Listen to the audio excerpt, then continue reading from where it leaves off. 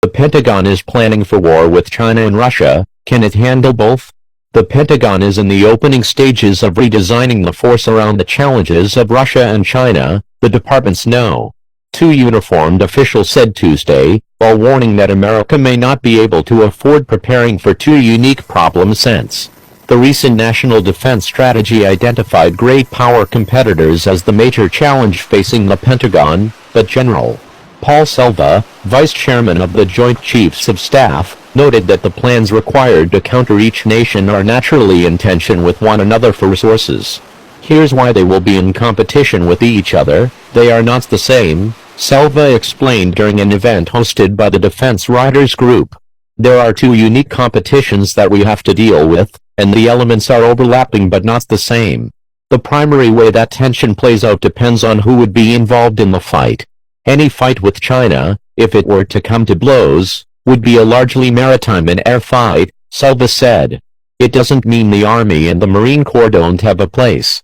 But when you think about how a potential conflict with China would evolve, it very likely involves a substantial contribution from the naval and air forces, and the Army and Marine Corps would be supporting elements in that fight.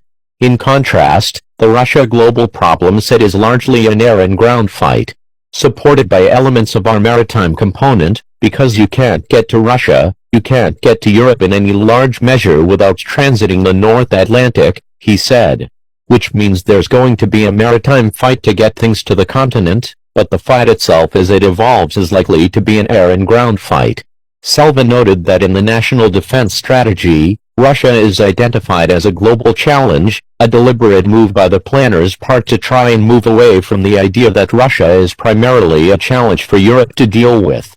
Of course, there are other threats to the U.S. besides Russia and China. In recent strategy documents, the Pentagon narrowed its focus to what it calls the 4+1 threats: Russia, China, North Korea, Iran and terrorism. North Korea is the easier to plan for, Selva noted, as Pyongyang derives almost all of its military capabilities from buying hardware from either Russia or China, which means planning for the two peer competitors covers the rogue nuclear state. Iran, however, is more complicated, Selva said, because the geography in Iran is so compellingly different that we will probably develop some capabilities. I can't tell you what they are at this instant for Iran that are decidedly different than for Russia or China. Affordability. As a result of the focus on great power competition, Selva is working to build out a global campaign plan for both Russia and China, looking across the breadth of the U.S. military before assigning a combatant commander as the coordinating authority for management of the plan, in case a conflict arises. But figuring out which is the likeliest scenario and how to invest accordingly are major challenges being worked out inside the Pentagon. Selva indicated that those challenges will be part of the upcoming National Military Strategy, expected to be completed before the end of the year. But the question of having enough funding to prepare for both is clearly on Selva's mind. If it's not affordable, then we will express the risk to the Secretary, to the President and to the American people, he said.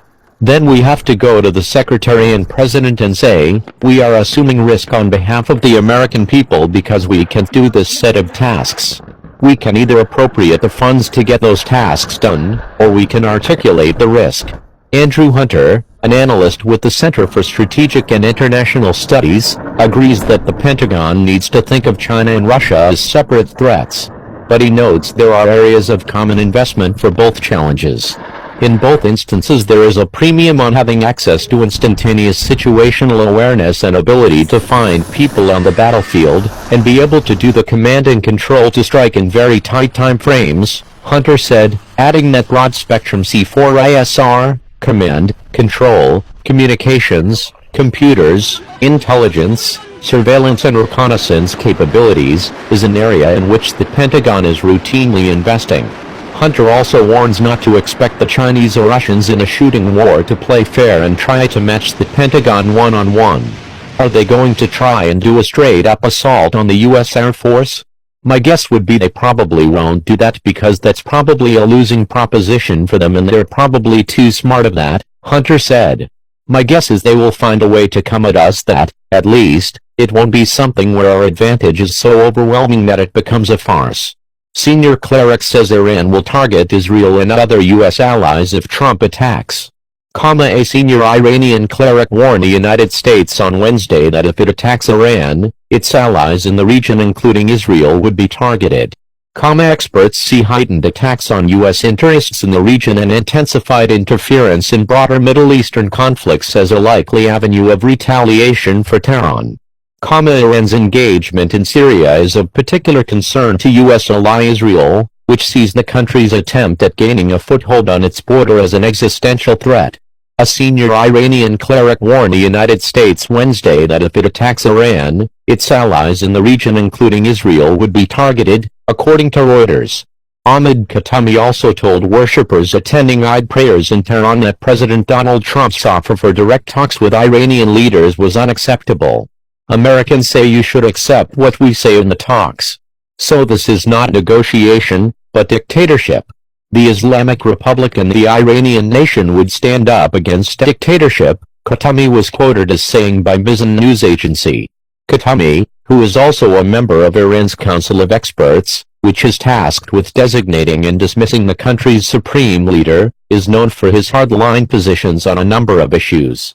He previously supported the call for a death sentence for author Salman Rushdie, denounced student protesters who partook in Iran's 2009 election protests as enemies of God, and in 2006 asked Pope Benedict XVI to fall on his knees in front of a senior Muslim cleric and try to understand Islam.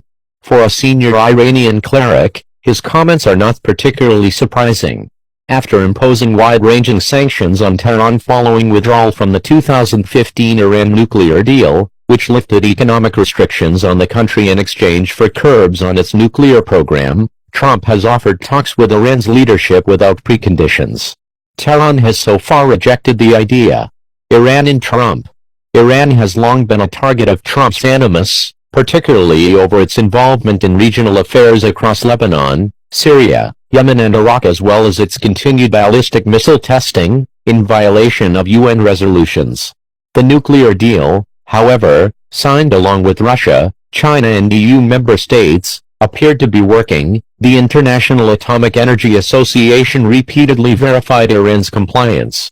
Experts see heightened attacks on U.S. interests in the region and intensified interference in broader Middle Eastern conflicts as a likely avenue of retaliation for Tehran. Its Quds Force, the external wing of Iran's Revolutionary Guard Corps IRGC, is an active presence in Syria and provides support to proxies in Lebanon, Iraq, and to a growing or lesser extent, Yemen and Afghanistan. Iran's engagement in Syria is of particular concern to U.S. ally Israel, which sees the country's attempt at gaining a foothold on its border as an existential threat. Israeli officials believe any territory held by Iranian forces close to the border will serve as basis from which Shia proxies like Hezbollah can launch attacks against it. Israel on guard. As a result, Israeli forces have already carried out several airstrikes over parts of Syria, killing a number of Iranian and Syrian military and paramilitary personnel. Some of the strikes were in response to Iranian armed drones penetrating Israeli airspace.